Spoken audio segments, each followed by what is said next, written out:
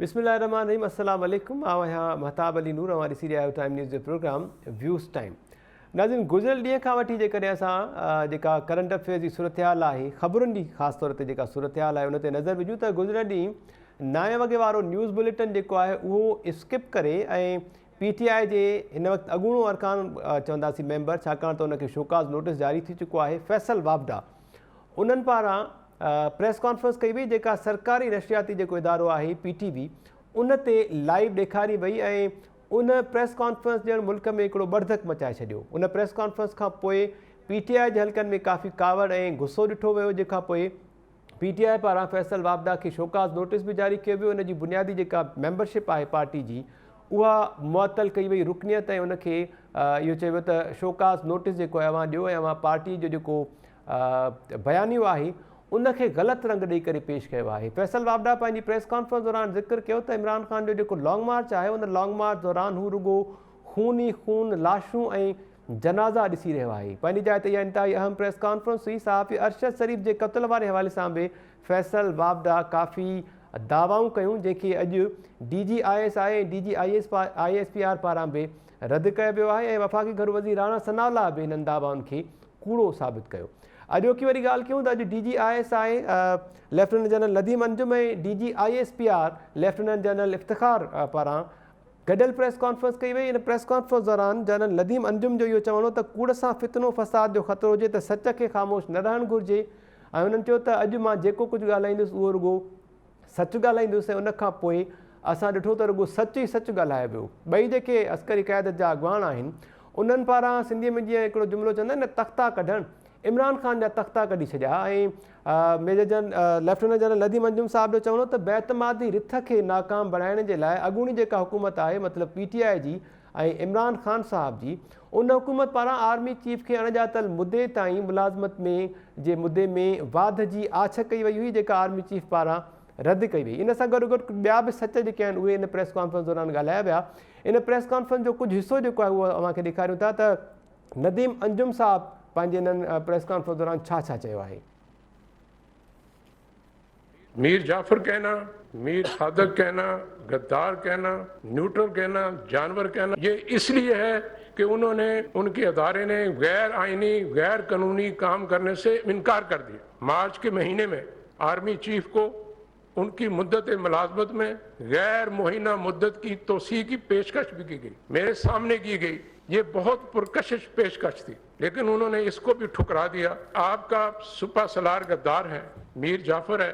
तो माजी करीब में इतनी तारीफों के पुल क्यों बांधते थे आप? अगर वो वाकई आपकी नज़र में गद्दार है, आपकी सोच में गद्दार है, तो फिर आज भी उनसे पसे पर्दा क्यों मिलते हैं? ये ना करें कि आप रात की खामोशी में बंद दरवाजों के पीछे हमें मिलें, अपनी आईनी गैर आईनी ख्वाहिशात का इजहार करें, वो भी आपका हक है, लेकिन ये नहीं हो सकता कि दिन की रोशनी में उसी बंदे को आप गद्दार कहें। हमें किसी के लॉन्ग मार्च से,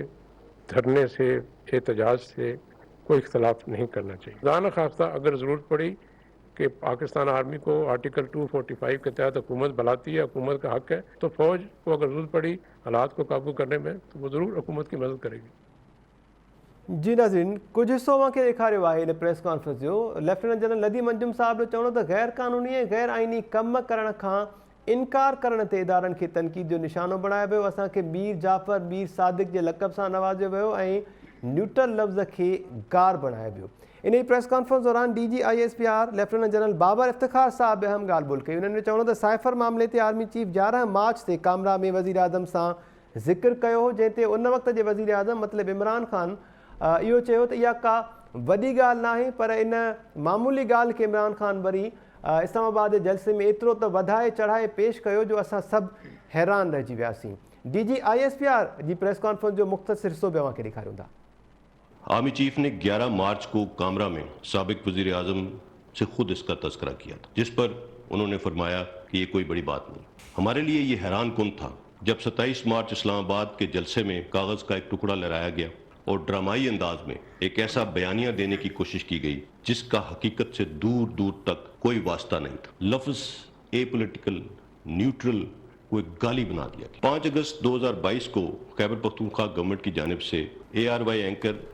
अरशद शरीफ साहब के हवाले से एक थ्रेट अलर्ट जारी किया गया। ये threat alert chief minister Khyber Pakhtunkhwa की खास हिदायत पर जारी किया गया। ये थ्रेट अलर्ट मखसूस सोच के तहत जारी किया गया, जिसका मकसद शायद अरशद शरीफ साहब को मुल्क छोड़ने पर आमादा करना था, जबकि इतलात भी हैं कि अरशद शरीफ साहब मुल्क छोड़कर नहीं जाना चाहते थे। अरशद शरीफ की नागहानी मौत के फौरन बाद सोशल मीडिया पर मखसूस लोगों ने फौरन इल्जामात का रुख फौज की तरफ मोड़ना शुरू कर दिया। इस शफाक मौत से कौन फायदा उठा रहा है, ये देखना बहुत जरूरी है। शहीद अरशद शरीफ की जिंदगी को पाकिस्तान में कोई खतरा नहीं। जब मैंने देखा कि इससे अदारे और मुल्क में एक फितना और फसाद फैलने का खतरा है, सिर्फ इस वजह से कि झूठ को झूठ साबित नहीं किया जा रहा या सच खामोशी पे तुला हुआ है, तो इसलिए मैंने ये खामोशी तोड़ी। जी नाज़रीन, ॿिन्ही लेफ्टिनेंट जनरल्स पारां तमामु घणियूं ॻाल्हियूं जेके आहिनि अॼोकी इन प्रेस कॉन्फ्रेंस दौरान कई वियूं। इहो बि चयो त असां खां ग़लती थी सघे थी, पर असां गद्दार ऐं साज़िशी नथा थी सघूं। इमरान ख़ान खे तनक़ीद जो निशानो बणाईंदे इहो चयो वियो त अवां असांखे गद्दारी जो लक़ब त ॾियो था, पर सवाल इहो आहे त राति जी ऊंदाहीअ में पोइ मुलाक़ातूं छो था कयो ऐं माज़ी क़रीब में साॻे ई सिपह सालार जे लाइ अवां तारीफ़ूं कंदा रहियो ऐं उनखे एलाज़ मिनथूं कंदा रहियो गैर क़ानूनी ऐं गैर आइनी कम कराइण जे लाइ। इन मजमूई सूरत हाल ते ॻाल्हि ॿोल कयूं था। इमरान ख़ान पारां बि दावा कई वई आहे त सुभाणे खां हक़ीक़ी जमहूरी मार्च जेको आहे उहो शुरू थी रहियो आहे, जेको फ़ैसिला आहे ते मोड़ ताईं जारी रहंदो। प्रेस कॉन्फ्रेंस जो सिलसिलो हिन वक़्तु बि हलंदड़ ई आहे। जेके पैनलिस्ट असांखे जॉइन कयो आहे जिन प्रोग्राम में, उन्हनि जो तारीफ़ असां कराईंदो हलां। सीनियर तर्जिया निगार अॻूणा एम्बेसडर आहिनि डॉक्टर जमील अहमद ख़ान साहब, नसीर मेमन साहब, प्रोफेसर मुश्ताक वीरानी साहब, जगदीश आहूजा साहब ऐं प्रोफेसर इनाम भट्टी साहब अॼु असां सां गॾु आहिनि। नसीर मेमन साहब, अव्हां खां प्रोग्राम जी शुरूआत कयूं पिया। Thank you so much. कीअं ॾिठो अव्हां गुज़िरियल ॾींहं खां वठी जेको हीउ हिकिड़ो ड्रामो शुरू थियो आहे? फैसल वाबडा प्रेस कॉन्फ्रेंस कई, उन प्रेस कॉन्फ्रेंस खां पोइ वरी अॼु हिकिड़ी प्रेस कॉन्फ्रेंस, वरी ॿी प्रेस कॉन्फ्रेंस, उन खां पोइ इहा सीरीज़ हले थी पई प्रेस कॉन्फ्रेंसिस जी।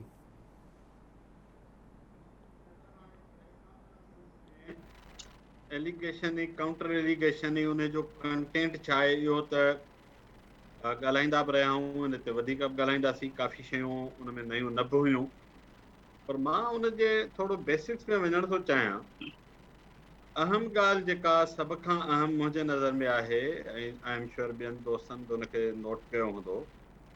त उहा आख़िर कहिड़ी नौबत, उहो आख़िर छा थी रहियो आहे या थियण वारो आहे जो DGISPR ऐं DGISI गॾिजी वेही प्रेस कॉन्फ्रेंस करे रहिया हुजनि। मूंखे पंहिंजे सांभर में अहिड़ो को ॿियो मौक़ो यादि नथो अचे। थी सघे थो हुजे, मूंखे यादि न ईंदो हुजे। हिते वज़ीर आज़म मारिजी विया, फांसियूं अची वियूं, सिटिंग वज़ीर आज़म जो भाउ मारिजी वियो, वज़ीर आज़म जी हुकूमत विञाए छॾियनि, पॉपुलर तरीन मुस्लिम कंट्रीज़ जी पहिरीं वज़ीर आज़म मारिजी वई। कॾहिं कंहिं ज़रूरत कोन महसूसु कई त अची उन जूं वज़ाहतूं कजनि, जवाब ॾिजनि, इन लेवल ते कोन थी। सर, इंटरप्शन जी इजाज़त हुजे त हिकिड़ो जुमिलो चवां Naseer sahib? Thank you so much sir. अवां जीअं ज़िक्र पिया कयो त पहिरियों दफ़ो आहे जो इहा अहिड़ी इम्पॉर्टेंट प्रेस कॉन्फ्रेंस ऐं लेफ्टिनेंट जनरल जे पारां कई वई। त नदीम अंजुम साहब जॾहिं चार्ज वरिती हुई DGISI जी, त उन्हनि तरफ़ां इहो बयानु ॾिनो वियो, दावा कई वई त हुननि खे तशहीर यानी शोहरत जो को बि शौक़ु न आहे, हू कॾहिं बि मीडिया ते न ईंदा ऐं कॾहिं बि का तस्वीर वस्वीर जेका उहा बि न कढाईंदा। पर साॻा ई नदीम अंजुम साहब अॼु सिधो सो आवाम जे साम्हूं अची वेही रहिया प्रेस कॉन्फ्रेंस दौरान। जी जी, मां इन ई शइ खे इंडिकेट पे कयो त ISI जे हिन सरबराह जी पहिरें ॾींहं खां इहा पॉलिसी रही, ऐं मां उन पॉलिसी खे इन हद ताईं इन पॉलिसी खे ठीकु थो सम्झां त उन्हनि इदारनि जा सरबराह पब्लिक में अचनि, ऐं अॻु में त असां ॾिसंदा हुआसीं त लाल किले ते झंडे लहराइण जूं ॻाल्हियूं कंदा, वॾनि वॾनि फोरम ते तकरीरूं कंदा, ॾाढो ब्लंट ॻाल्हाईंदा हुया, ऐं स्टाइलिश अंदाज़ में कॉफ़ी जे कप सां बि फोटोज़ निकिरंदा हुआ। इहे सभु शयूं थींदियूं हुयूं, जेको हिन इदारे जे स्ट्रक्चर जे कंप्लीटली स्पिरिट जे अगेंस्ट। पर हाणे जॾहिं ॿियूं एतिरियूं शयूं इदारा पंहिंजे स्पिरिट जे अगेंस्ट कनि था, त इहा भली थी वञे। इहे तमामु वॾियूं शयूं स्पिरिट जे अगेंस्ट थींदियूं रहियूं आहिनि, त इहा त हिकिड़ी रिलेटिवली नंढी शइ हुई। पर वरी मां चङो थो सम्झां त इहा हिकिड़ी बहितर ॻाल्हि हुई त उन पाबंदी विधी, पंहिंजो फोटो वोटो न अचणु ॾींदो हो, ऐं पाण बि अपीयर न थींदो। तॾहिं मूं चयो त आख़िर उहा कहिड़ी गैर मामूली डेवलपमेंट थी रही आहे या थियण वारी आहे। ऐं मुंहिंजी पंहिंजी फीलिंग इहा आहे त न ही प्रेस कॉन्फ्रेंस में इन तरह कंटेंट ते मां वरी बि नथो वञा, कंटेंट में शायदि का बि गैर मामूली शइ न हुई, कंटेंट सॼो साम्हूं आयल आहे पहिरें। हा, इहा ॿी ॻाल्हि आहे त DGISI पाण डायरेक्ट चवे त वज़ीर आज़म साहिब अॻूणो जेको आहे तो रात जो अची मिले एक्सटेंशन सां ऑफर करें सुबह जो गदार चवे या जेका बेमानी जेका ब डिफरेंट फेसिस आहिनि त इहा ॻाल्हि हुन डायरेक्ट न चई इन ताईं ठीकु आहे पर बाक़ी सभु शयूं अॻ में साम्हूं आयल आहिनि ठीकु आहे हाँ DGISP आज जेका अर्शद शरीफ़ ते सवाल उथारिया आहिनि उहे बि ॾाढा इंपॉर्टेंट ईअं न आहे त उनखे तव्हां समरली रिजेक्ट करे छॾी पर मां कंटेंट खां थोरो हटी कंटेंट जे ॿिया दोस्त बहितर ॻाल्हाए सघंदा मां रुॻो उन बेसिक ते ॻाल्हाइण थो चाहियां ऐं मूंखे फील थो थिए त का शइ इंतिहाई गैर मामूली डेवलपमेंट फेज़ में आहे इन मेकिंग आहे जो इहा एॾी वॾी ज़रूरत पेश आई मूं चयो न त हिते मुल्क बाद थियो वज़ीर आज़म खे फांसी आई छा न थियो आहे हिन मुल्क में ईअं कोन हो त कॾहिं अची वेही ईअं वज़ाहतूं ॼणियूं पवनि ऐं जेकर सोचियो हिकु घड़ियल आहे जेकर इन क़िस्म जो जेको मार्च या इहे सभु शयूं को शिकारपुर मां को ज़ोब मां करे रहियो हुजे हा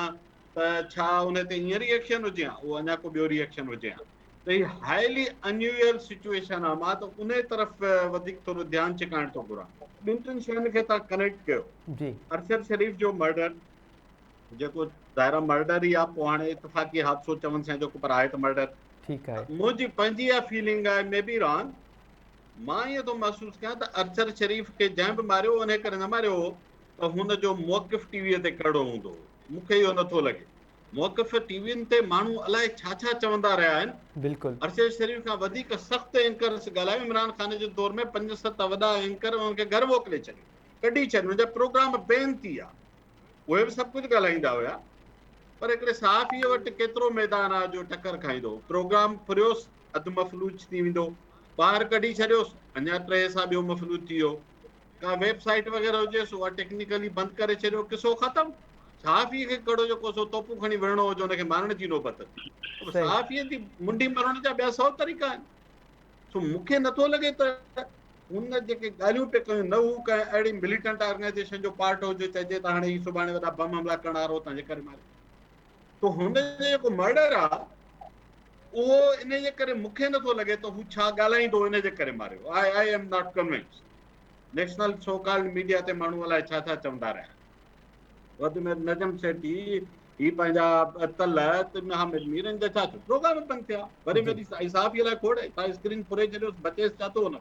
का कालम अख़बार न छापे का तकरीर नशर न थिए कंहिं प्रोग्राम में न अची सघे त बाक़ी वञी को वेबसाइट ते प्रोग्राम हलाईंदो घणा माण्हू ॾिसनि त मूंखे पहिरीं ॻाल्हि त मां फील थो कयां त अरशद शरीफ़ जो जेको बि क़तल आहे ऐं जंहिं वे सां इहो क़तल थियल आहे उनजा ऑब्जेक्टिव्स के डिफरेंट आहे उहो रिटेलिएटरी मर्डर कोन्हे त असांजे ख़िलाफ़ु इस्टेब्लिशमेंट जे ख़िलाफ़ु ॻाल्हाईंदो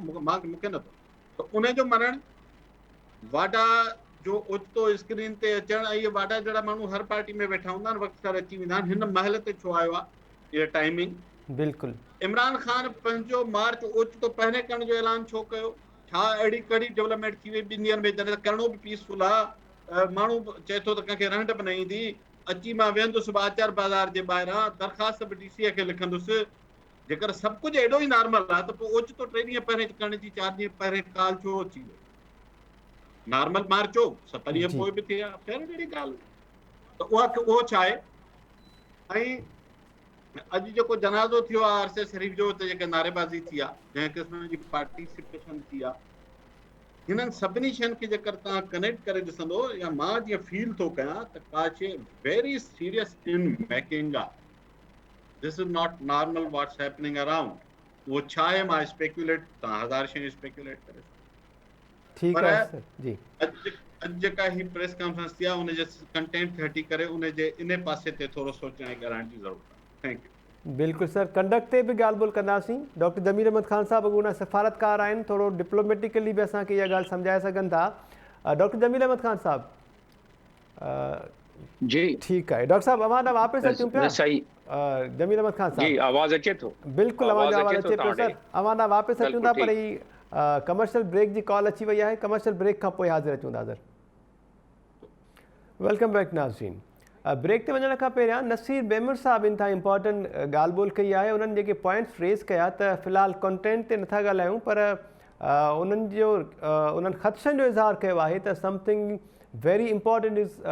गोइंग टू हैपन ऐं या त उहा थी रही आहे या थी चुकी आहे डॉक्टर जमील अहमद ख़ान साहब रहंदा डॉक्टर साहब what could you feel, what could you smell, what the boss or bosses are cooking khichdi जेका आहे उहा सम्झो पिया पचे पई, जीअं नसीर साहिबु इशारो ॾिनो आहे, या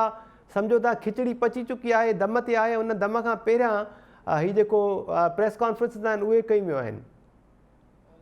दम जे उन खां पहिरियां त जे इहा ॻाल्हि हुजे हा त काफ़ी ख़तरनाक शयूं साम्हूं अची वञनि हा या अचण वारी हुजनि हा। जी ज़ाहिर आहे इहा तमामु अनप्रेसिडेंटेड ॻाल्हि आहे, ख़तरे जी घंटी आहे, इन में कोई शक न आहे। ऐं इनखे मां पंहिंजे एंगल सां इहो डिस्क्राइब कंदुसि त इन में एंगल खोड़सार आहिनि, जी इन में जेके इन जा पासा खोड़सार आहिनि। पहिरियों पासो इन जो इहो आहे त 5th जनरेशन वार असां ॻाल्हाईंदा आया आहियूं, उन जो इशारो DG ISI ॾेई छॾियो आहे, DG ISPR, त उन में का थर्ड पार्टी जेको आहे उनजो बि आहे अंदेशो ऐं उन ते बि आहे त थर्ड पार्टी कोई इहो कमु करे वई हुजे। असांखे इहा ॼाण आहे त दुनिया में कि अहिड़ा कम जेके उनखे कया वेंदा आहिनि, ख़ासि तौर ते मुल्कनि जे दरमियान जेके एजेंसीज़ हूंदियूं आहिनि या मुल्कनि जी पॉलिसी जे तहत, त हू अहिड़े कम खे करे छॾींदा आहिनि या अहिड़े माण्हू खे माराए छॾींदा आहिनि त जंहिंमें को माण्हुनि में अफ़रा तफ़री हुजे, माण्हुनि में को मुल्क ते भरोसो टुटे, माण्हुनि में को रियासत ते भरोसो टुटे, माण्हुनि में इदारे ते भरोसो टुटे। इन इदारे खे जंहिंखे फ़ौज, हाणे हिते बिल्कुलु फ़ौज वारा पाण खुली अची विया आहिनि, त असांखे बि इन मामले में क्लियर ॻाल्हाइणु खपे। ॾिसो, असांजे फ़ौज जे प्रीमियर जेका एजेंसी आहे ISI,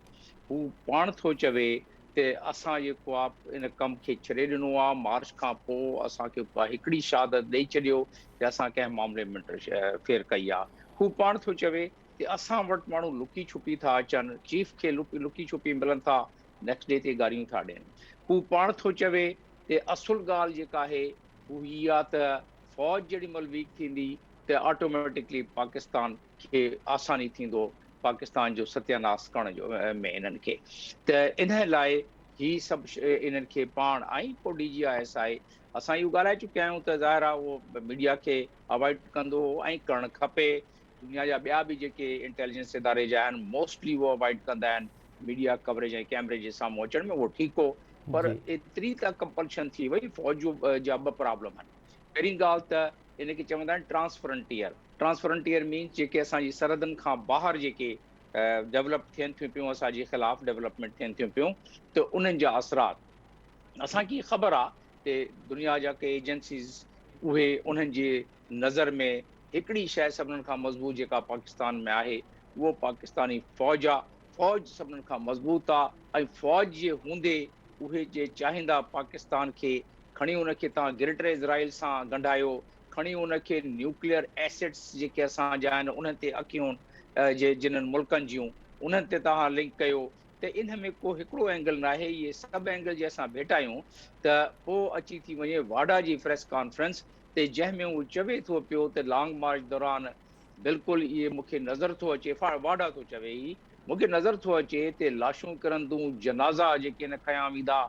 ऐं VIPs इम्पोर्टेंट माण्हुनि खे मारियो वेंदो। हू पाण थो चए इहे ख़दशात जेके आहिनि इहे ख़दशात इस्टेब्लिशमेंट जा बि हूंदा। इन जे करे वाडा जेको आहे उहो ईअं पंहिंजो पाण ॻाल्हाइण उनजो ईअं नथो सुझे त उहो पंहिंजो पाण एतिरी मज़बूत ऐं एतिरी इम्पोर्टेंट ऐं एतिरी ख़तरनाक ॻाल्हि करे वेंदो। ऐं उन में वाडा जेको आहे ॿई पासा हलण वारो माण्हू आहे। पार्टी सां त उनजी जेका लॉयल्टी आहे उहा त ख़ैर पार्टी वारनि खे वधीक ख़बर हूंदी, पर पार्टी वारा जे एतिरे लॉयल हुजे हा त बिल्कुलु इमरान ख़ान खे पंहिंजे पासे में विहारे रखे हा, पर हू बहरहाल ॿई पासे हलंदो आहे। त ही सभु शयूं जेके डॉट्स तव्हां मिलायो ऐं उन डॉट्स खे मिलाइण खां पोइ जीअं असां ॾिसूं त हू चवे थो पियो, ISI जो चीफ बि चवे थो त जनरल बाजवा जेको आहे 6 महीना रहिया आहिनि, आख़िरी रहिया हुआ, जेॾी महिल उनखे ऑफर कई वई त तव्हां एक्सटेंशन वठो ऐं पोइ ऑफर उन एक्सटेंशन ऐं छो त उनखे लालच ॾिनी वई त जेॾी महिल तमामु ज़ोर ते हो नो कॉन्फिडेंस मूव, जेॾी महिल हुकूमत चेंज थियण बिल्कुलु ज़ाहिर ज़हूर साम्हूं ॻाल्हि अची वई नज़र में, त उन वक़्तु उनखे ऑफर ॾिनी वई। पाण था चवनि ISPR ऐं DG ISI ॿई मिली था इन ॻाल्हि खे चवनि ऐं उन चवनि था पिया त बाबा फ़ौज में हिकिड़ी ॻाल्हि जेका आहे न उहो बर्दाश्त खां बिल्कुलु ॿाहिरि आहे। उन में जेके फ़ौज जा जवान आहिनि, सिपाही जेके आहिनि, फ़ौज जा JCOs जेके जूनियर कमीशन ऑफिसर आहिनि, फौज जा ऑफिसर जेके कमीशन ऑफिसर आहिनि, जी उन्हनि खे बिल्कुलु करंट लॻंदो आहे जेको माण्हू उन्हनि खे गद्दार चवे, कंस्पायरेटर चवे। उन खे ई DGISI चयो आहे त मां न चाहियां टीवी जे साम्हूं, पर इहो मुंहिंजा माण्हू जेके आहिनि जेके असांजे ज़ेर दस्त कमु था कनि, मां उन्हनि जी ख़ातिर आयो आहियां। मां इन ख़ातिर आयो आहियां त असांजे इदारे खे जेतिरो लताड़ियो थो वञे, मां इन जे करे साम्हूं आयो आहियां क़ौम जे। त ॻाल्हि बि सही आहे त इन जो वर्जन न मिले हा त क़ौम जेका ॻाल्हियूं साम्हूं अचनि थियूं पियूं उन ते बिलीव करे हा।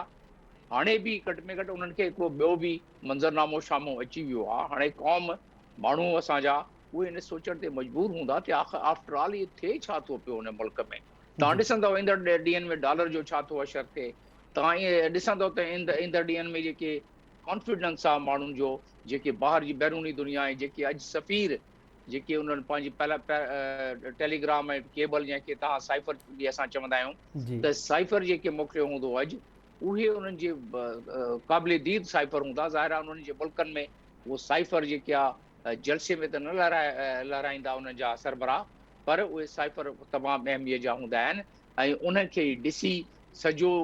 मुल्क जो जेको आहे मुल्क जे बारे में ॿिया मुल्क न सिर्फ़ु तसवुरु क़ाइमु कंदा आहिनि, पर ॿिया मुल्क उन्हनि खे सपोर्ट या उन्हनि खे उन्हनि जी मुखालफ़त कंदा आहिनि। उन लिहाज़ सां ई आख़िरी ॻाल्हि जेका उन कई, जेके मुंहिंजे ज़हन में बि अचे थी पई, जी असां खोड़ दफ़े इहे ॻाल्हियूं कयूंसीं त साइफर जो जेको इस्तेमालु थियो ऐं साइफर में हिकु रिजीम चेंज वारी ॻाल्हि इमरान ख़ान कंदो हो, अधु क़ौम उन ते यकीन करे वरितो हो, त उन में अॼु ॻाल्हि बिल्कुलु क्लियर थी वई त साइफर में मार्च जे 7 तारीख़ जेको आहे उन में उहो बाजवा साहब उनखे ब्रीफ कयो कामरा बेस ते त ही साइफर आहे, इन में ही ॻाल्हियूं आहिनि। जी ऐं पोइ उन खां 20 ॾींहंनि खां बाद इमरान ख़ान उनखे हवा में लहराए छॾियो। त उन जे करे जेको असांजा तालुकात ख़राब थिया, जेकी हाणे उन तालुकात में कोशिशि कई थी वञे त कुझु न कुझु बहितरी अचे ऐं आई बि आहे अमेरिका सां, जी त उन लिहाज़ सां ॾिठो वञे त ही सभु ॻाल्हियूं अॼु पधरी करे उन्हनि बिल्कुलु साम्हूं रखी छॾियो आहे। ऐं इन खां बाद हाणे जेको आहे उन में ख़बर पइजी वेंदी त अॻिते इमरान ख़ान सुभाणे जेको आहे इस्लामाबाद में नसीर मेमण साहब हुते वेठा आहिनि, उन्हनि खे ख़बर हूंदी त जेके इस्लामाबाद में हिन वक़्तु कैफ़ियत हूंदी जी उन लिहाज़ सां। त उन खां अलावा इन में ॿियूं पॉइंट्स जेके उन्हनि रेज़ कयूं आहिनि, भई इन तमामु इम्पोर्टेंट माण्हू आहिनि फ़ौज जा जो तर्जुमान ऐं ऑफकोर्स प्रीमियम एजेंसी जो सरबराह, जी जंहिंजी ॻाल्हि जो तमामु हिकिड़ो वज़न हूंदो आहे, त हू ॿुधाइनि था पिया त अरशद शरीफ़ जो जेको आहे मरहूम जो मर्डर जेको थियो आहे उन में थर्ड पार्टी जी इन्वॉल्वमेंट उन्हनि बिल्कुलु क्लियर कट ॻाल्हि साम्हूं करे रखी आहे। ऐं उन इहो बि ॿुधायो आहे त हा बिलावर भुट्टो ज़रदारी जे हिन मामले में उहा तमामु इम्पोर्टेंट आहे। जेके असां ॻाल्हि कयूं था पिया जी त हू ही तमामु तारीख़ साज़ मौक़ियो आहे जंहिंमें फ़ौज जे एतिरा इम्पोर्टेंट माण्हुनि उन्हनि इहे ॻाल्हियूं कयूं आहिनि जेके असां एप्रिशिएट बि कयूं था पिया, पर अनबिलीवेबल आहे इहे ॻाल्हि त पहिरियां जेका जंहिं हिसाब सां जीअं नसीर मेमण साहब ॻाल्हि कई त पाकिस्तान में हिन खां तमामु वॾा वॾा वाक़िया थिया। जनरल ज़िया जी जेका जहाज़ हवा में जेको ग़ाइब थी वियो, उन खां वठी लियाकत अली ख़ान खां ताईं शहीद भुट्टे जी मिसाल वठो, शहीद मोहतरमा बेनज़ीर जी मिसाल वठो, जी डॉक्टर कंहिं साहब वक़्त बि इन जो मतिलबु फ़क़ति इहो थियो त का ॻाल्हि अहिड़ी आहे जेके इन तमामु जेके पुराणी ॻाल्हियूं असां जेको बयानु कयूं था पिया ऐं जंहिं मामले में एस्टेब्लिशमेंट पंहिंजे स्टाइल में उनखे दॿाईंदी बि हुई पास्ट में, इन दफ़े जेतिरो प्रेशर आयो आहे जेको मुल्क जे अंदरां इमरान ख़ान प्रेशर कयो आहे, इमरान ख़ान उहो कमु करे छॾियो आहे जेको दुश्मननि अलाए केतिरे अरसे खां सोचंदा हूंदा त कंहिं लिहाज़ सां अवाम खे अवाम खे ख़िलाफ़ कयूं फ़ौज जे। त इहो जेको आहे इमरान ख़ान इन में पंहिंजे लिहाज़ सां खणी सिंसियर बि हूंदो त जेको सोचंदो हूंदो असांखे ख़बर न आहे, जेके हुनजा हूंदा एडवाइज़र उहे हुनखे ॿुधाईंदा हूंदा इन ॻाल्हि खे, पर जेको हुनजो तासुर थो बीहे ऐं जेको हुनजो असरु थो थिए उहो ज़ाहिर आहे फ़ौज खे कमज़ोर करण, या उहा ई ॻाल्हि थी त तव्हांजे दर ते जेको चौकीदार बीठो आहे तव्हां हुनखे बिल्कुलु कमज़ोर करे छॾियो त तव्हांजे चौकीदार जी का हैसियत न रहे त तव्हांजो घर महफ़ूज़ न रहंदो। ऐं इहे ॻाल्हियूं जेके ज़हन में अचनि थियूं पियूं पर डेफिनेटली का ॻाल्हि हिते अची बीठी आहे जिथे त बिल्कुलु इहे फ़ौज में डिस्टर्बेंस थी वई आहे, यानी फ़ौज में बेचैनी थी पई आहे, जवाननि में बि अफ़सरनि में बि, त उन करे इहे ॿई ॿई ॼणा आया आहिनि साम्हूं प्रेस जे साम्हूं, which is the first time in the history जहिड़े हिसाब सां इहो थियो आहे। जी जी, thank you so much doctor Jameel Ahmed Khan sahib. Professor Mushtaq Mirani sahib, अवां जी छा राय आहे सर? नसीर मेमन साहब जी ॻाल्हि ॿोल बि मां ॿुधी, डॉक्टर जमील अहमद ख़ान साहब जी बि। डॉट्स खे जेकॾहिं मिलायूं त पोइ इन जो को ड्रॉप सीन बि नज़र अचे पियो अव्हां खे? पहिरीं ॻाल्हि जेको मूंखे सख़्तु एतिराज़ आहे उहो इहो आहे त सोपार्ड जमहूरी हुकूमत आहे ऐं जेको शहबाज शरीफ़ बिलावल भुट्टो पिया चवंदा हुआ जमहूरी तरीक़े सां आया आहियूं, त हिननि खे उन्हनि खे प्रेस कॉन्फ्रेंस कानूनी तौरु न करणी हुई। सिंपली डिफेंस मिनिस्टर करिया भली वेठा हुजनि ऐं जेके हिननि ॻाल्हियूं कयूं उहे करिया, छो आइन जे मुताबिक़ आर्मी ISI हिकिड़ा अदारा आहिनि वफ़ा कया। ज़िम्मेवार जेको आहे सो पंहिंजो डिफेंस मिनिस्टर उन खां पोइ आहे। त मूंखे सम्झ में ॻाल्हि नथी अचे त छा यार हीअ जेका हिन वक़्तु सेटअप आहे उहो एतिरो कमज़ोर आहे या उन्हनि जे मतिलबु हिननि जे हेठां आहे जो उन्हनि पंहिंजी जेको आहे डेमोक्रेटिक अथॉरिटी न कई आहे। मां तव्हांखे हिकिड़ी ॻाल्हि तारीख़ी ॿुधायां त 1951 में जनरल मैकआर्थर पॉपुलर हीरो हो जापान में, उन खां पोइ साउथ कोरिया में वार लॻी, उन हिकिड़ो बयानु कढियो, हुनखे हैरी ट्रूमन उन वक़्तु जेको आहे सो रिमूव कयो, सिर्फ़ु इन जे करे त तूं पंहिंजी अथॉरिटी सां वधीक सुठो अथॉरिटी करे त जेके सियासी मसइला आहिनि उहा प्रेसिडेंट आहे उन्हनि जो कमु आहे। त मूंखे जेको सुवालु इहो आहे जमील अहमद साहब या नसीर साहब जेके बि ॻाल्हियूं कयो उहे रिस्पेक्ट आहिनि, ज़ाहिर उन्हनि जो हिकिड़ो व्यू आहे, ज़िम्मेवार माण्हू आहिनि, पर जेको सिटिंग जेका आहे minister chief minister sorry prime minister आहे या सपोज उहो जेको डिफेंस मिनिस्टर आहे उहे सारे ॻाइब था थी वञनि। इन जो मक़सदु इहो आहे त हिन वक़्तु जेको आइन जेको हले थो जंहिं नमूने सां सिस्टम उनमें फौज आहे ऐं अपोजिशन पार्टी आहे जेका सिटिंग गवर्नमेंट आहे उहा ग़ाइब आहे। लखनि घुर्जे ज़िम्मेवारी जेका बि सोकाल डेमोक्रेटिक जेको आहे जंहिं वटि पावर उन्हनि जी ज़िम्मेवारी आहे डिफेंस मिनिस्टर करे आहे, हीअ वॾी साइड में वेठा हुजंदा। हाणे हिन जो इहो मक़सदु आहे त हाणे अवाम ऐं जेको डिफेंस फोर्सिस आहिनि उन्हनि जो वास्तो आहे ऐं हीअ जेका हुकूमत जेका सोकाल अचे थी पई उन्हनि जो को अहमियत कोन्हे ऐं तमामु हुनजी वॾी इम्प्लीकेशन ॿियनि दोस्तनि बि ॻाल्हायो, तमामु घणा सवाल। मिसाल तौरु मां हिनखे लिंक कयां थो त हीअ जेका जूनियर जजिस जेके जस्टिस सुप्रीम कोर्ट में एलिवेट कया विया आहिनि इन जो हुनखे ॾेई था त सुभाणे जेके चवनि था सोशल मीडिया में त जुडिशियल मार्शल आहे हिन वक़्तु ऐं उन मार्शल ज़रूरी आहे त इंडिपेंडेंट जेके आहिनि कोई जस्टिस हुजनि ऐं जेके टॉप लाइन में उन्हनि खे इन ॾेई करे तव्हां जो पीपल्स पार्टी जेका चइबी आहे जमहूरी हुकूमत आहे नवाज़ लीग जेका आहे उहा बि चवे थी त असां ईअं कयूं पर उन्हनि बि हुनखे गोएड कयो आहे त भली ऐं जेका मैरिट जी वायोलेशन वायोलेट कनि, तंहिंजे करे शयूं ॾाढियूं ख़राब पियूं थियनि। त हीअ जेको प्रेसिडेंट आहे या प्रेस कॉन्फ्रेंस इहा बि तारीख़ में हूंदी त इहा ॿी गहरा ईंदी प्रेस कॉन्फ्रेंस। ठीकु आहे मुश्ताक साहब, वापसि सवाल ईंदासीं। प्रोफेसर राम भट्टी साहब, अवां ॿुधो पिया सर? जी मेहताब ॿुधां। गुज़िरियल ॾींहुं व्यवस्था काफ़ी इंपॉर्टेंट ॻाल्हि ॿोल थी हुई प्रोफेसर साहब। अॼोकी प्रेस कॉन्फ्रेंसिस या गुज़िरियल ॾींहुं फैसल वावड़ा जी प्रेस कॉन्फ्रेंस खे जेकॾहिं लिंक कयूं त अव्हांखे बि लॻे पियो त किथे घणो कुझु कंप्रोमाइज़ थियो आहे, किथे किथे वरी घणियूं कुझु शयूं फिक्स थियूं आहिनि, जंहिं तरफ़ नसीर मेमन साहब बि इशारो ॾिनो आहे। मेहताब, पहिरीं ॻाल्हि त मूंखे ईअं थो लॻे त पाकिस्तान जो ही सियासी बहरान कोन्हे पर ही रियासती बहरान आहे जेको 2020 खां वठी प्रोग्राम मुसलसिल जेके असीं कंदा था अचूं, बार बार उन में रिपीटेशन में इन्हनि शयुनि ते इलाही ॻाल्हायो आहे त उनजो सबबु कहिड़ो आहे। ऐं तव्हां ॾिठो हूंदो जॾहिं नवाज़ शरीफ़ जी हुकूमत टापिल थी नून लीग जी ऐं उन खां पोइ जेको इहे इलेक्शन्स जेके वरी थियूं उन खां पोइ जेको PTI जी हुकूमत आई त उन खां पोइ जेको नून लीग जंहिं तरीक़े सां इन इदारे जे ख़िलाफ़ु जेका पंजाब जे अंदरि मूवमेंट हलाई त उन मां ईअं पियो लॻो त शायदि पंजाब जे अंदरि फ़ौज जे ख़िलाफ़ु तमामु तेज़ी सां का हिकिड़ी जेका आहे सा तहरीक उभरंदी ऐं उन सां उनजो सॼो जेको बयानो हो या जेको सॼो उनजो डिक्शन हुयो उहो सॼो कुझु अहिड़ो पे नज़र आयो ऐं उनखे वरी डाइल्यूट करण जे लाइ जंहिं तरीक़े सां PTI आई ऐं उन जेको सॼो उनखे हिकु पेज ते सभु कुझु फर्स्ट क्लास करे हलियो पए त ओचितो ई ओचितो वरी अलाए छा थी वियो जो जंहिंमें मैनेज करे जेका हुकूमत जेका आहे सा तब्दील कई वई, जंहिंमें ख़ुदि तव्हां जेका अॼोकी प्रेस कॉन्फ्रेंस थी DG ISI जी ऐं DG ISPR जी उन्हनि में बि हुन इहो ज़िक्र कयो त सेनेट वारी इलेक्शन खां पोइ जो असां ते को साबित कयो, यानी हिन जो मक़सदु इहो आहे त पोइ वारे में हुननि जी का बि मुदाख़लत न आहे, पर हुन खां अॻे पाकिस्तान जे अंदरि सियासत जे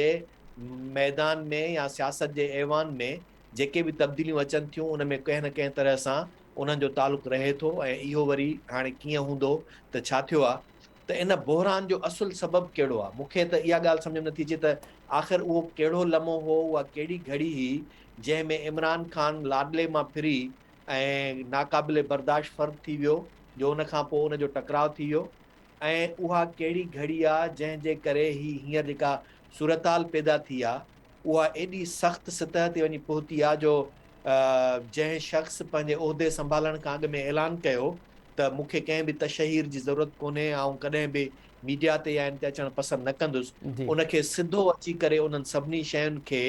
जस्टिफाई करिणो थो पए त इन मां मतिलबु इहो आहे, मूंखे ईअं थो लॻे त अंदरि तमामु वॾो को बहरान आहे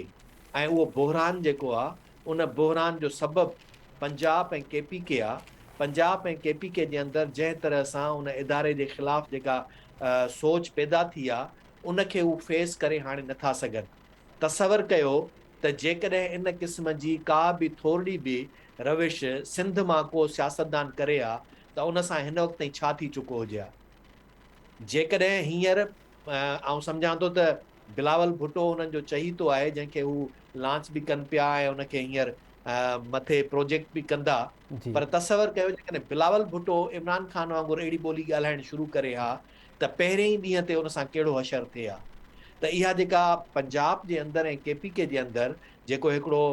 रिएक्शन पैदा थियो आहे उहो आउं सम्झां थो त इन इदारे जे लाइ तमामु ॾाढो ॾुखियो पवणु शुरू थी वियो आहे ऐं इहो सबबु रुॻो ईअं कोन्हे त उहे को अवाम जे अंदरि थियो आहे। यानी तव्हां कल्ह के प्रोग्राम में बि यादि हूंदो, तव्हां कल्ह या हुन खां अॻु पुछो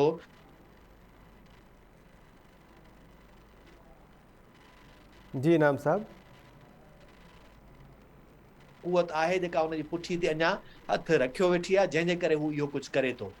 ऐं इहो मुमकिन ई कोन्हे त जेकॾहिं का अहिड़ी कुवत उनजे पुठियां न हुजे त ही इहे सभु शयूं करे सघे। ॿी अहम शइ जेका आहे, अॼु इमरान ख़ान जेको जंहिं तरीक़े सां वावडा जे लाइ जेको टर्मिनोलॉजी इस्तेमालु कई आहे मूंखे उहा ख़ुदि सम्झ में न आई आहे। हुन चयो आहे तमामु वॾी जॾहिं वेड़ हूंदी आहे त उन में प्यादो बि कॾहिं कॾहिं को वॾो जेको आहे सो मार्को करे वेंदो आहे, यानी को वॾो कारनामो करे वेंदो आहे। हाणे जेकॾहिं फैसल वावडा प्यादो संदसि पासे जो आहे त पोइ छा उनजी कुर्बानी ॾिनी वई आहे हथरादू तौर ते इहे सभु शयूं करायूं आहिनि, छाकाणि प्यादो जेको वॾो कारनामो ॾींदो आहे उहो इहो ॾींदो आहे या त मुखालिफ़ जो को तमामु वॾो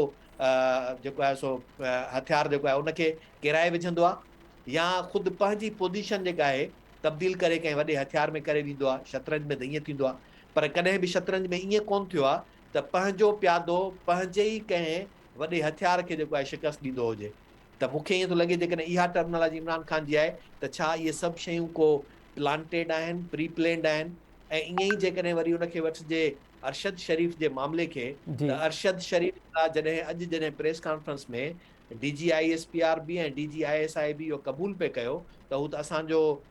दोस्त रहियो आहे, असांजी हुन सां इलाही वास्तेदारी रही आहे, ॿिया हुनजे इदारे जा माण्हू जेके आहिनि उन्हनि जे वेझो रहियो आहे, उन्हनि सां हुनजी कम्युनिकेशन बि रही आहे, उन्हनि सां गॾिजी हुन कमु बि कयो आहे, इलाही सातरी हुन रिपोर्टिंग बि अहिड़ी कई आहे।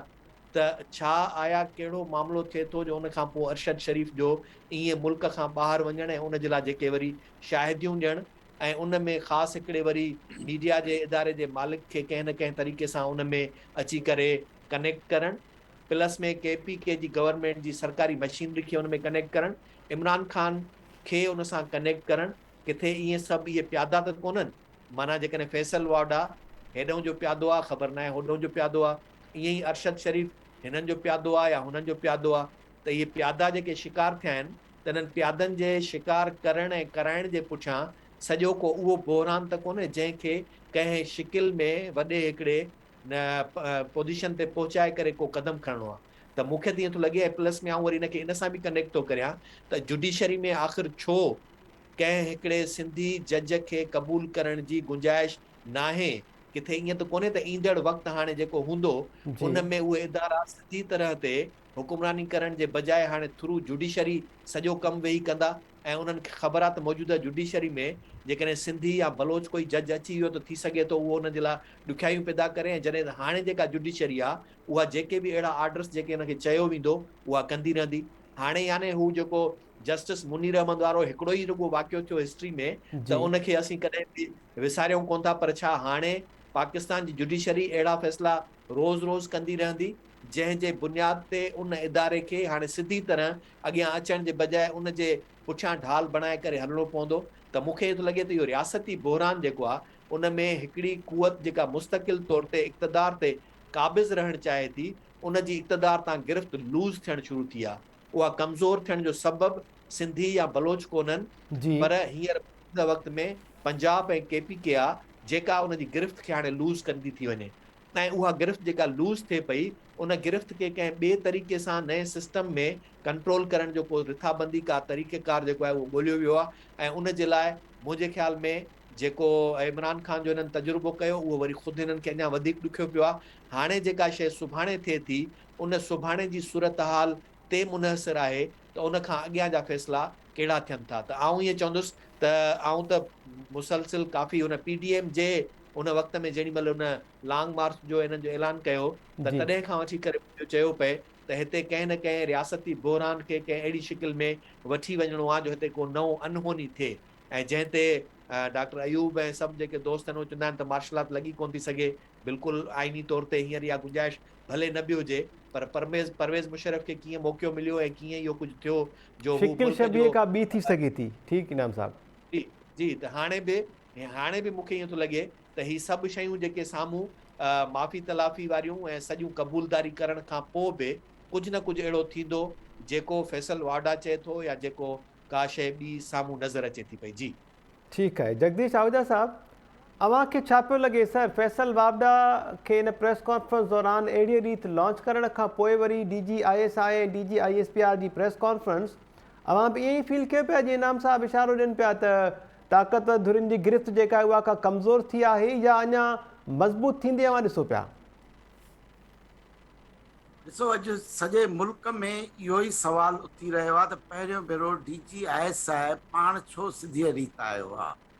छो बि उहो DG ISI जंहिं को यको मंज़र ते न पए आयो जंहिं प्रोफेशनल अप्रोच वरिती हुई त स्पाई मास्टर खे पब्लिक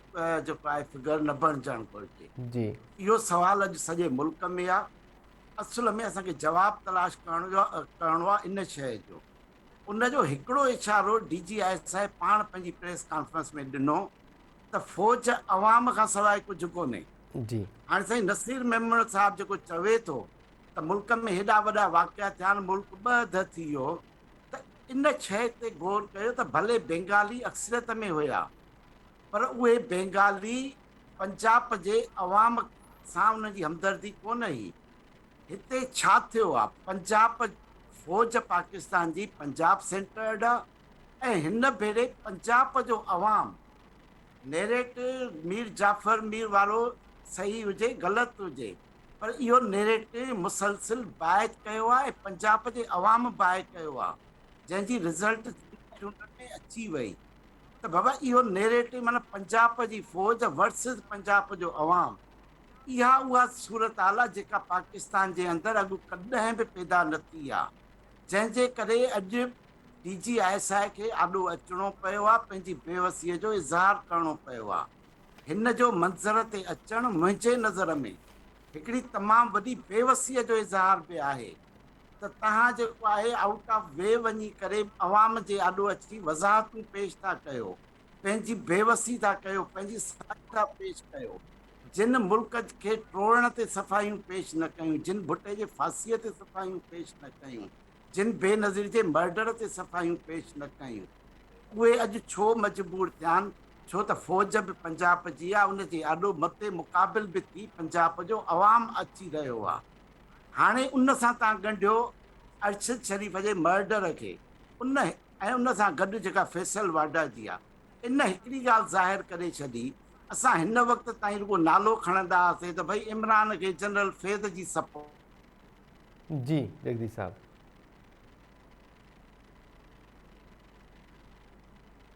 लाइट वही जगदीश वटि शायद। जगदीश साहब ॿुधो पिया हुआ, वापसि अवां अचूं था, ठीकु आहे। प्रोफेसर इनाम भट्टी साहब, जीअं अवां ॻाल्हि कई आर्टिकल 245 जे हवाले सां बि अॼु प्रेस कॉन्फ्रेंस में ज़िक्र थियो, उन खां पोइ वफ़ाक़ी घर वज़ीर राणा सनाउल्लाह बि साॻी ॻाल्हि रिपीट कई आहे। ऐं अॼोकी हिन प्रेस कॉन्फ्रेंस दौरान DGISI जो इहो बि चवणु हो त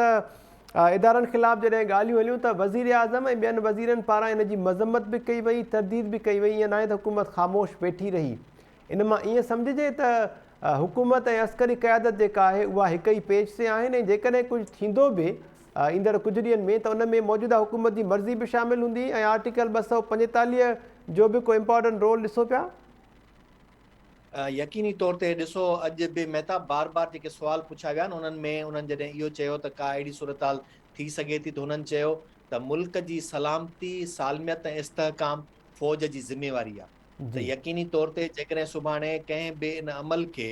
जेकॾहिं रुॻो सरकार जेतिरे ताईं इहो डिक्लेयर नथी करे त मुल्क जी सालमियत ऐं इस्तेहकाम ख़तरे में आहे त ओतिरे ताईं फ़ौज को बि क़दम न खणंदी। ऐं मूंखे ईअं थो लॻे त ऐन मुमकिन आहे जेकॾहिं सूरत ख़राब थी त हुकूमत ई इन क़िस्म जो ऐलान कंदी त मुल्क जे अंदरि इंतशार विगोड़ जेको आहे उहो मुल्क जे इस्तेहकाम खे कंहिं बि तरह सां कापारी धक लॻाए सघे थो। तंहिंजे करे आर्टिकल 245 तहत फ़ौज खे कॉल कयूं था, ऐं उहा जॾहिं फ़ौज 245 जे तहत ईंदी त उहा सिर्फ़ु को वेही करे कंहिंखे छा चइबो आहे पखा वेही करे कोन हणंदी या उनखे जेको आहे सो रेस्क्यू करण जे लाइ कोन ईंदी, उहा उनखे रेज़िस्ट करण जे लाइ ईंदी। ऐं हुननि त राणा सनाउल्लाह तरीक़े जो जेको आहे प्लान ॾेई छॾियो आहे त अॻियां पुलिस हूंदी, उनखां पोइ पुठियां लेवीज़ हूंदी, पोइ वरी उनखां पोइ रेंजर्स हूंदी, उनखां पोइ फ़ौज हूंदी। त यानी उहे चारई हिसार बि तय थी चुका आहिनि त उहे सर्कल्स जेके आहिनि उहे कहिड़ा हूंदा जेके ऑपरेट कंदा। त उन में आउं नथो सम्झां जेॾी महिल बि सूरत ख़राब थी त घणा सेकंड लॻंदा, जंहिंमें पहिरीं जेका सिफ़ में पुलिस हूंदी उहा आख़िरी में हली वेंदी ऐं आख़िरी सिफ़ वारी जेका फ़ौज हूंदी उहा पहिरें में अची वेंदी। ऐं ईअं बि मुमकिन आहे त सूरत पंजाब खां ई ख़राब थियणु शुरू थिए, उनखे इस्लामाबाद ताईं पहुचण ई न ॾिनो वञे। ऐं इहो सभु डिपेंड करे थो सरकार जे ऐं हिननि जे गॾियल उन अमल सां। त मुंहिंजे ख़्याल में इन जी जेका इंडिकेशन आहे उहा फैसल वाडा बि पाण ॾिनी आहे, त ख़ुदि राणा सनाउल्लाह बि ॾिनी आहे, त ख़ुदि जेको आहे सो DG ॿई जेके हुया उन्हनि बि इन शइ जो ज़िम्मो खयों आहे त मुल्क जी सालमियत उन्हनि जो ज़िम्मो आहे, इस्तेहकाम उनजो ज़िम्मो आहे। ऐं उन में जेकॾहिं कंहिं बि तरह सां का शइ थी त उन्हनि खे अॻियां अचिणो ई अचिणो पवंदो। त मूंखे ईअं थो लॻे त सूरत हाल कंहिं बि तरह सां का नॉर्मल कोन्हे, एब नॉर्मल आहे। छाकाणि त सिर्फ़ु इन मां ई अंदाज़ो लॻाए सघिजे थो त जॾहिं मिसाल तौरु काई बि जमायत जॾहिं कंहिं धरणे या मुज़ाहिरे जो सॾु ॾींदी आहे त उनजो जेकॾहिं एॾो को वॾो इम्पैक्ट न आहे या उन सां का हिकिड़ी तव्हांजी डायलॉग थियल आहे, उन सां ॻाल्हि ॿोल थियल आहे, तव्हांखे उन ते एतमाद आहे त तव्हांखे एतिरो अची करे साम्हूं रिएक्शन कोन ॾियणो पवंदो आहे। पर लॻे थो त मामिलो इन खां वधी वियो आहे, जंहिंजे करे तव्हां इहो रिएक्शन बि ॾिनो आहे। आउं त सम्झां थो इहो हिकिड़े क़िस्म जो इमरान ख़ान खे मैसेज बि आहे उन्हनि धुरियुनि जे तरफ़ां त तव्हां जेकॾहिं इन क़दम में अॻिते वधो था त उन खां पोइ असां वटि छा स्टेप आहिनि। इमरान ख़ान वारे मामले ते बि प्रोफेसर साहब हमारे वापसि अचूं था, जगदीश साहब जो कमेंट शामिल कयो, उन खां पोइ वरी वापसि अवां अचां थो। जगदीश साहब, पहिरियां त मां पहिरियां वारो कमेंट पंहिंजो कंप्लीट कजो, उन में राब्तो अवां सां मुनक़ता थी वियो हुयो। उन खां पोइ जंहिं तरह इशारो हिन वक़्त ताईं पैनलिस्ट ॾिनो आहे, इस्लामाबाद में आर्टिकल 245 जे लागू थियण खां पोइ जी सिचुएशन खे अवां कीअं पिया ॾिसो? हुकूमत बि इन जेका अंदेशो आहे उन में इन क़यादत सां हिक ई पेज ते शामिल हूंदी, हुकूमत वटि ऑप्शन्स कहिड़ा वञी रहंदा इन सिचुएशन खे हैंडल करण जे लाइ? ॾिसो, हुकूमत त हाणे जेको आहे न मुकमिल तौर ते मूंखे जेका अॼु सूरत हाल नज़र आई आहे, जंहिंजो मां कल्ह ज़िक्र कयो हो त हिन वक़्तु AAA, JJJ ऐं 111 इहे टई फैक्टर ॼण त मुकमिल तौर ते तहरुक में था लॻनि। इमरान ख़ान को एॾो वॾो पॉलिटिशियन त कोन्हे जो उन जे आॾो असांजा वॾा ताक़तवर अदारा एॾा बेवस थी विया आहिनि। यानी इन जो मतिलबु इहो आहे त इमरान जी बैक ते असुल जेका गेम खेॾी रही आहे, हिकिड़ी लोकल इस्टेब्लिशमेंट जो को ताक़तवर धड़ो आहे जनरल्स जो, ऐं ॿियो त इन जे पोयां का इंटरनेशनल एजेंडा बि आहे, इंटरनेशनल बैकिंग बि आहे, जंहिंजे करे हू इमरान में हथु नथा विझनि। ऐं हाणे बार बार फैसल वाडा बि इहो इशारो ॾिनो ऐं जेको आहे ISPR जे DG बि इहो इशारो ॾिनो जी त बाबा हिन जे पोयां इंटरनेशनल एजेंडा आहे। त तव्हां इन खे लिंक कयो, जेका इंटरनेशनल एजेंडा 95 खां वठी हली रही आहे। ऐं ॿियो जंहिंजो ज़िक्र अॻ में पाकिस्तान जी इस्टेब्लिशमेंट कंदी रही आहे, त इंटरनेशनल इस्टेब्लिशमेंट पाक आर्मीअ खे इराक़ी आर्मीअ वांगुरु डेसिफर करणु थी चाहे। ऐं उन खां पोइ वरी जॾहिं इमरान ख़ान चवे थो त ही मुल्क 3 टुकड़ा थी वेंदो, अॼु जी जेका मूव आहे तमामु जेको आहे इन्हनि वधियल ख़तरनि जी निशानदेही थी करे, त सूरत हाल इन हद ताईं थी वई आहे त जिन हुक्मराननि भुटे जहिड़े हाकिम खे जेको आहे फांसीअ ते चाढ़े छॾियो, जी जिन बेनज़ीर खे माराए छॾियो, का परवाह उन्हनि खे न थी। अॼु इमरान जे आॾो एॾो बेवस छो आहिनि? त इन जो मतिलबु त हू इमरान ख़ान जे आॾो बेवस कोन्हनि, हू पंहिंजे घर में हुननि जे अंदरि को एॾो ख़तरनाक रोलो पियो आहे। ॿियो इंटरनेशनल इस्टेब्लिशमेंट तरफ़ां हुन ते को एॾो वॾो दबाव आहे जंहिंजे आॾो हू बेवस थी विया आहिनि। ही अॼु जा सियासतदान शहबाज़ ऐं बिलावल, ज़रदारी, नवाज़, इमरान, मूंखे त हाणे टोटली मोहरा था लॻनि। जगदीश साहब ही को ॿियो बहरान आहे। जगदीश साहब जी अवां चयो पिया, इन मां इहो सम्झे त ही को ॿियो बहरान आहे जंहिंजो इहो खणी जे सिनारियो आहिस्ता आहिस्ता असांखे नज़र अचे पियो, शयूं अनफोल्ड थियनि पियूं। मतिलबु इहो त ईंदड़ सेटअप में पोइ इमरान ख़ान जो को किरदारु नज़र न पियो अचे अव्हां खे? ही जेको रियासती बहरान आहे, जंहिंजी इनाम में असां पेशन कोई यको मुसलसिल निशानदेही कंदा था अचूं, ही रियासती बहरान जी हिकिड़ी वधियल क्वालिटेटिव जंप अची वियो, हुन में तमामु वॾी शिदत अची वई आहे। ठीकु आहे, रियासत जो वजूद वॾे ख़तरे में आयो आहे, तॾहिं DGISI गैर मामूली तौर ते आॾो आयो आहे। माना फ़क़ति हुकूमत जे वजूद खे ख़तरो कोन्हे, ठीकु आहे, रियासत जे वजूद खे ख़तरो आहे। पाक आर्मीअ जे वजूद ते को हमिलो थियो आहे इंटरनली, हू उन में ॾाढा हिक ॿिए जे हथां बेवस थिया आहिनि, कंहिं इंटरनेशनल एजेंडा जे हथां बेवस थिया आहिनि। ही तमामु वॾे हिकिड़े शदीद बहरान जो नतीजो आहे। ऐं इन शइ खे बि नज़र में रखो, जेको मां मुसलसिल चवंदो थो ठीकु आहे वञा, जगदीश साहब जी। बार बार रियासती अदारनि जा माण्हू छो था चवनि त पाकिस्तान नाकाम रियासत आहे? बार बार इहो छो थो चयो वञे त इंटरनेशनल एजेंडा पाक आर्मीअ खे डेसिफर करणु थी चाहे इराक़ी आर्मीअ वांगुरु? जो बाइडन छो थो चवे त जेको आहे पाकिस्तान जा एटमी हथियारनि जो कमांड ऐं कंट्रोल सिस्टम में कोहिजन कोन्हे? ही समूरो इन जो तसलसल आहे। मुल्क हिकिड़ी, न त तव्हां ॾिसो बलोचिस्तान सॼे जो सॼो बलोच अवाम जेको आहे फ़ौज खां जेको आहे नाराज़ आहे, पर उन ते को फ़र्क़ु नथो पए। बेनज़ीर शहीद थी, सॼी सिंध बंदि थी वई। जी भुट्टो थियो, 83 जी वॾी तहरीक हली। त अवाम हिन जे नज़र में उहो आहे जेको पंजाब जो अवाम आहे। जॾहिं पंजाब जो अवाम पंजाब जे फ़ौज जे ख़िलाफ़ थी बीहे, हिननि खे नवाज़ शरीफ़ ते सभ खां वधीक गुस्सो छो हुयो? छो त नवाज़ शरीफ़ पहिरियों माण्हू हो जंहिं पंजाब जी सिविल सोसाइटी ऐं पंजाब जी अस्करी सोसाइटी उन जे विच में हिकिड़ो तज़ाद अवामी लेवल ताईं आंदो। हुननि उनखे पेसिफाई कयो, पर इमरान जे मार्फत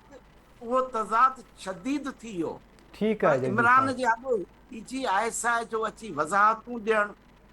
एॾो बेवस हुजणु, त मुंहिंजे नज़र में हिननि इहे वज़ाहतूं पंजाब जे अवाम खे था ॾियनि ऐं उन्हनि खे ॿुधाइनि था त पाकिस्तान जी फ़ौज खे इंटरनेशनली तमामु वॾो ख़तरो आहे। इन करे पंजाब जो अवाम जेकॾहिं पाकिस्तान जी फ़ौज सां न बीठो त न पाकिस्तान जी फ़ौज बचंदी, न पाकिस्तान बचंदो। इहा ई गैर मामूली सूरत हाल आहे जेका अॻ में कॾहिं बि न पेश आई आहे। इन जे करे ई अॼु DGISI मुंहिंजी नज़र में अॼु गैर मामूली तौर ते आॾो आयो आहे। ठीकु आहे, मुंहिंजो जेको तजुर्बो आहे उहो बुनियादी तौर ते। जी प्रोफेसर इनाम भट्टी साहब, लास्टली अवां खां सर, मतिलबु त सुभाणे शयूं अञा कुझु वधीक साम्हूं अची वेंदियूं। इमरान ख़ान जॾहिं इहो लॉन्ग मार्च शुरू कंदो, उन खां पोइ ख़बर पवंदी त मुल्क में बेसिकली बहरान आहे कहिड़ो ऐं उनजी शिदत जेका आहे उहा केतिरी आहे। जेकॾहिं रियासती बहरान आहे त इनखे बि मुल्क जे मजमूई जेका अदम इस्तेहकाम आहे उन सां लिंक करे सघिजे थो। बिल्कुलु महताब, सुभाणे जेॾी महिल उहा पंजाब खां शुरूआति थींदी त उनजो हिकु त अंग ऐं ॿियो पंजाब हुकूमत जी, छाकाणि त तव्हांखे यादि रखणु घुरिजे त क्यू लीग जो मुख्य हिसो ऐं उन में ख़ासि करे चौधरी पंहिंजो परवेज़ इलाही जेको आहे उहो बि कंहिं न कंहिं तरह सां हिकिड़ी धुर जो हिसो आहे ऐं उनखे सपोर्ट जेका आहे उहा साबित कंदी त कहिड़ी धुर आहे आख़िर जेका इन शइ खे सपोर्ट करे थी पई ऐं जेकॾहिं सुभाणे पंजाब गवर्नमेंट उनखे सपोर्ट नथी करे उहा साइड थी वेहे थी त पोइ सम्झी सघिजे थो त किथे मामला राति विच में सेट थियणु शुरू थी विया आहिनि। अॼोकी राति तमामु अहम हूंदी, उन में राब्ता बि थींदा, उन में ॻाल्हियूं बि थींदियूं ऐं उन में कंहिंखे धमकाइण ड्रेजारण बि थींदो ऐं मुमकिन आहे त मामलनि खे कंहिं हद ताईं सेट करण जे लाइ पूरी कोशिश कई वेंदी। पर जेको मूं चयो त रियासती बहरान, उन रियासती बहरान जो मतिलबु इहो आहे त अंदरि इदारनि जे अंदरि का जॾहिं टकराव हूंदो आहे त उनजो सेटल थियणु ॾाढो ॾुखियो नज़र ईंदो आहे जेतिरे तोणी कंहिं हिकिड़ी धुर जी ॻाल्हि केरु क़बूल नथो करे। ऐं जेका हिकिड़ी धुर जी ॻाल्हि क़बूल करण वारी आहे त उहो जेकॾहिं राति विच में इहो ऐलान थी थो वञे त इलेक्शन्स जी डेट्स ॾिनी थी वञे त पोइ मामिलो मुंहिंजे ख़्याल में लॻे थो त सेट थी सघे थो। न त सूरत हाल जेका आहे आउं सम्झां थो सुभाणे खां जेॾीमहिल शुरू थी चुकी त उहा वधीक ख़राबी तरफ़ वधंदी, बहितरी हुनजी वापसि थियणु ॾाढी ॾुखी हूंदी। जी ठीकु आहे। Professor Inam Bhatti sahib, thank you so much. Jagdish Ahuja sahib, अवां जी वॾी महिरबानी। मुश्ताक मीरानी साहब, अवां कमेंट कयो, thank you so much. Naseer Memon sahib, अवां जी वॾी महिरबानी। ऐं डॉक्टर जमील अहमद ख़ान साहब, अवां जी बि वॾी महिरबानी। DGISI ऐं DGISPR पारां जेका गॾियल प्रेस कॉन्फ्रेंस कई वई, इनखे इंतिहा इंपॉर्टेंस आहे इन जे करे बि त DGISI जेके आहिनि उहे पहिरियों भेरो मंज़र आम ते आया आहिनि। उन्हनि इंतिहाई अहम ॻाल्हियूं जेके आहिनि उहे कयूं आहिनि। इमरान ख़ान जे लॉन्ग मार्च जे हवाले सां बि इहो ख़दशनि जो इज़हार कयो वियो त जेकॾहिं सिचुएशन आउट ऑफ कंट्रोल थी वई त पोइ आर्टिकल 245 तहत फ़ौज जेका आहे उहा अची सघे थी ऐं कंट्रोल जेको आहे उहो संभाले सघे थी। DGISI पारां इन जी तस्दीक कई वई। उन्हनि नदीम अंजुम साहब बि इहा ॻाल्हि कई प्रेस कॉन्फ्रेंस दौरान ऐं वफ़ाक़ी घरू वज़ीर राणा सनाउल्लाह बि इहा ॻाल्हि कई त जेकॾहिं पुलिस, रेंजर्स ऐं FC नाकाम वई त पोइ असां आर्टिकल 245 तहत फ़ौज खे बि तलब करे सघूं था। कुझु न कुझु ख़ासि तौर ते जेको आहे उहो मुल्क जे अंदरि थियणु वञे पियो, जंहिं तरह इशारो ॾिनो आहे असांजे जेके पैनलिस्ट आहिनि जेके प्रोग्राम में जेका सूरत हाल डेवलप थिए पई, इन ते ईंदड़ प्रोग्राम्स में बि ॻाल्हि ॿोलियूं सिलसिलो जारी रखंदासीं। अॼोको प्रोग्राम पुॼाणी ते पहुतो। अलाह निगहबान।